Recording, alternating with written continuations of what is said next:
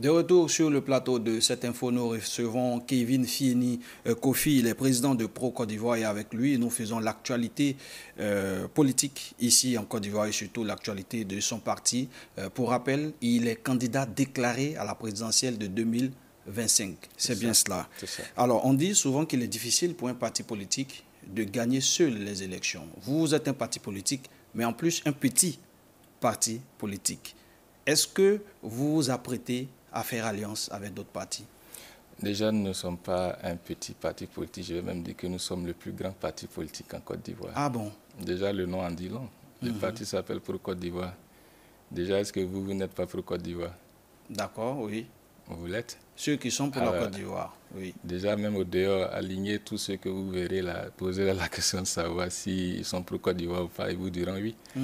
Même les différents présidents des partis politiques, même le président Alassane, sont tous des pro-Côte d'Ivoire. Oui. Nous travaillons juste à les ramener à la maison, on va dire comme ça. C'est pourquoi notre projet de société consiste à faire de la Côte d'Ivoire une république fédérale. Oui. Une fois au pouvoir, nous allons créer 14 autres présidents. Parce que nous disons dans notre programme de société que... 14 autres présidents. Justement. Oui. Pourquoi? Parce que tout simplement, les districts que nous avons actuellement, les 14 là, vont prendre l'appellation État. Oui. Et à leur tête seront élus... Ah oui, vous parlez de fédérer la Côte d'Ivoire. Bien évidemment. Fédération, oui. Voilà, donc à leur tête seront élus tout naturellement des gouverneurs avec rang de chef d'État. Donc vous voyez, pour Côte d'Ivoire au pouvoir, c'est la venue de 14 autres présidents. Oui. Donc, quand je dis que c'est le plus grand parti, ça l'est véritablement. D'accord. Donc nous ne sommes pas un petit parti. Et donc vous ne comptez pas faire alliance avec qui que ce soit? Les alliances, on peut pas... par exemple à l'appel de la gauche. Oh non, parlons des alliances, vous savez... Moi, j'ai un problème avec les alliances, surtout en Afrique, un peu partout aussi dans le monde. Hein. Oui. Nous sommes ouverts aux alliances, mais pour faire une alliance, il faudrait déjà que notre projet de société, on puisse retrouver ça au moins à 60% dans l'autre camp. Parce que s'il n'y a pas de ressemblance, il serait difficile pour nous de s'allier à qui que ce soit. Parce que s'il s'agit de s'allier pour faire tomber le physique, la personne d'un individu ou alors d'un groupe d'individus, ça, c'est pas bon. Parce que toutes les fois où les gens se sont associés pour faire tomber juste des personnes, ça n'a jamais abouti. Après, eux-mêmes se sont retrouvés dans des guéguerres. Parce qu'il y a eu du mensonge au départ. Oui. Le mensonge, c'est quand l'autre prône A que l'autre prône B. D'accord? Et que vous décidez de vous unir. Bon, après, ça donne quel résultat? Oui. Donc, je vais dire que les alliances, c'est possible. Voilà, c'est possible, mais il faudrait que nos projets, quand même, se ressemblent. Et puis vous devez vous associer pour faire tomber un système et non une personne. Oh non, moi je ne vais pas m'associer pour faire tomber une personne, mais je peux m'associer à des projets où ces projets-là se ressemblent pour la Côte d'Ivoire tout simplement. Et déjà je vais vous dire une chose, hein. Les alliances, on les fait tout le temps. Vous voyez, dans une élection, vous ne pouvez pas avec vos seuls militants les gagner, ce n'est pas évident, d'accord? Donc, ça voudrait dire que de part et d'autre viendront des gens qui vont voter pour Côte d'Ivoire. Donc, ça, c'est déjà une alliance naturelle. Oui. Donc, nous sommes en train de faire en sorte que cette alliance naturelle-là soit massive. Au fait, soit massive pour permettre à Côte d'Ivoire d'être au pouvoir. Donc, c'est à ça que nous travaillons et non des alliances de personnes. Voilà. Oui. Vous tenez vraiment à être au pouvoir en 2025. Oui. Alors, nous avons reçu sur ce plateau un analyste politique, Landry Cuyot, qui vous apprécie bien. Voilà. Et selon lui, vous vous inscrivez dans la durée, mais on ne comprend pas pourquoi. Vous présentez votre candidature en 2025. C'était déjà en 2020, encore en 2025. Est-ce que ce n'est pas précipité? Est-ce que vous ne courez pas trop vite? Bon, je ne cours pas vite, hein, je pense. Vous l'avez dit d'entrée, en 2020. Ça fait déjà 5 ans, non? Oui. J'ai été candidat à la candidature de l'élection présidentielle. Oui. Après, je suis allé aux législatives, d'accord. Donc, je ne pense pas que c'est précipité. D'ailleurs, la candidature dont vous avez l'information là, c'est depuis 2023 que je l'ai annoncé à la Fondation Félix Houphouët-Boigny de Yamoussoukro pour dire que j'ai été le premier, même parmi ces candidats déclarés aujourd'hui, à annoncer ma candidature. C'est vrai, le parti l'a validé et même m'a investi au Sofitel Abidjan Hôtel Ivoire. Donc, je ne cours pas, ce n'est pas précipité. Après, pour ce que l'analyse a dit que nous nous inscrivons dans la durée, oui, il n'a pas dit une conte vérité, c'est vrai. Mais au lieu de dire dans la durée, il faut plutôt dire que nous faisons de la politique Hein, et cette politique-là a signé un accord avec la patience. Autrement dit, la politique doit être un accord signé avec la patience. Il faut faire la politique avec beaucoup de patience, de sang-froid. Parce que la précipitation, l'impatience entraîne souvent les raccourcis. Et bonjour les dégâts, bonjour les problèmes. Donc, une politique dans la main de quelqu'un qui a impatience, ça pourrait être dangereux.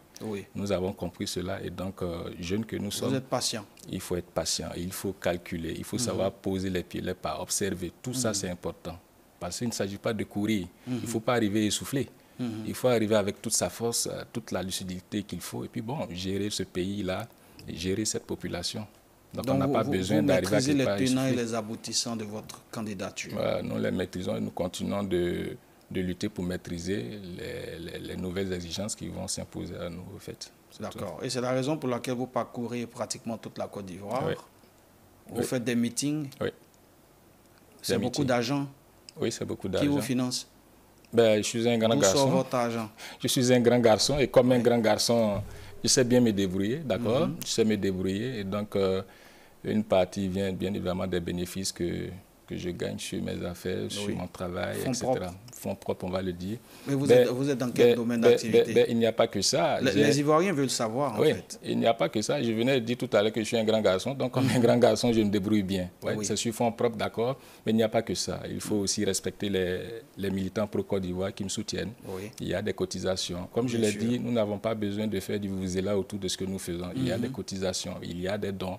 Nous sommes aujourd'hui à plus de 6 000 militants. Donc, vous voyez, trouver les moyens pour tourner n'est pas forcément un problème. Nous n'avons pas envié les moyens de qui que ce soit, ni même les moralités de qui que ce soit. Ces militants-là vous font confiance? Oui, ils me font confiance. Et donc, ils vous aident dans votre politique? Tout à fait. Donc, nous n'avons pas envié quoi que ce soit venant de qui que ce soit. Voilà. Au contraire, on pourrait plutôt dire que nous continuons d'apprendre de tout le monde. C'est tout. Mais vous avez dit au début de cette émission que vous venez du Gontogo. Oui. Et là-bas, il y a un ministre qui est bien connu, le ministre Adjoumani. Oui. Selon ce qu'on nous dit, c'est lui qui vous financerait. C'est pas vrai du tout.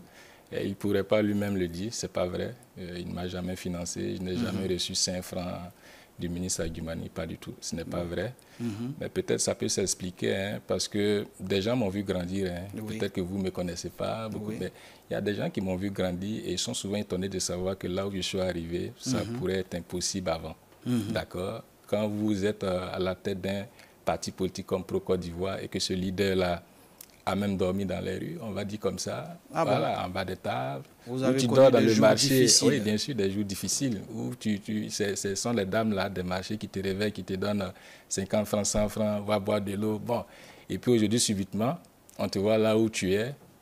Donc, les gens pourraient dire tout et n'importe quoi, mais vous ne verrez pas quelqu'un qui viendrait avec la preuve. Donc, le ministre Adjoumani déjà a beaucoup de charges. Et donc, je ne pense pas que me donner de l'argent serait une priorité. Et quels sont vos rapports? Bon, c'est un grand frère.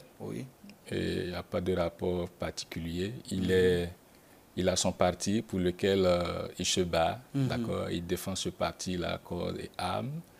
Je lui reconnais ça, d'ailleurs. Mais moi, je suis président de mon parti politique et je veux gouverner la Côte d'Ivoire. Bien sûr. Donc, et là, vous le dites haut et fort, hein, vous aspirez à gouverner la Côte d'Ivoire. Oui, bien sûr, je vais le faire. Et puis bon, j'espère qu'au soir du 31 octobre 2025, je pourrai, pourquoi pas, l'inviter à partager un verre de champagne, non? Tout simplement. Voilà. Donc vous, pour Côte d'Ivoire et le ministre RHDP, quels sont vos espoirs pour la Côte d'Ivoire? Monsieur Fieni. Mon espoir pour la Côte d'Ivoire, c'est de voir une Côte d'Ivoire grandement et véritablement démocratique, prospère. Elle n'est pas assez démocratique. Vous savez, la démocratie, quand on l'a, il faut l'entretenir, il faut permettre à cette démocratie-là de grandir. La démocratie, elle grandit. C'est comme une plante qu'on sème et puis ça grandit. Vous voyez, c'est comme ça la démocratie, parce que la démocratie se conforme aux réalités de chaque temps. Donc, il faut continuer à entretenir cette démocratie et permettre à ce que la Côte d'Ivoire soit prospère. Ça, c'est l'espoir aussi. Et surtout, souveraine. Mais au-delà, qu'elle soit une république fédérale. Au-delà. Une république fédérale. C'est ça. Pour augmenter aussi le pouvoir d'achat des Ivoiriens. Pour augmenter le pouvoir d'achat et puis pour régler un problème. Vous voyez, ces guéguerres que nous avons en Afrique, c'est quoi? C'est que vous avez un seul fauteuil que 1000 veulent. D'autres sont impatients, d'autres sont pressés, les magouilles. Bref, tout ce qui pourrait venir comme sens négatif, c'est ce qui vient. Donc, transformer la Côte d'Ivoire en République fédérale, pour ma part, ça va résoudre ce problème-là. Oui. Je l'ai dit tantôt qu'au pouvoir, c'est 14 présidents nous allons créer. Et figurez-vous, au pouvoir, Pro-Côte d'Ivoire n'ira pas à ces élections de gouverneurs, là, parce qu'il faut laisser la place. L'idée, c'est d'accord, vous n'irez pas à ces élections de gouverneurs. Non, nous n'irons pas à ces élections parce que ça viendra biaiser un peu Vous allez gouverner avec des opposants? On ne va pas dire opposants. Nous allons gouverner avec des gens qui vont aimer leur pays, qui aiment leur pays. C'est comme ça, il faut voir ça. Oui. D'accord? Donc, nous pensons que c'est ce qu'il faut à la Côte d'Ivoire. Oui. Il faut faire de cela une République fédérale, tout simplement. D'accord. Merci, Monsieur Kevin Fieni Kofi. Je rappelle que vous êtes le président de Pro-Côte d'Ivoire. Et avec vous, on a parlé de l'actualité politique ici en Côte d'Ivoire.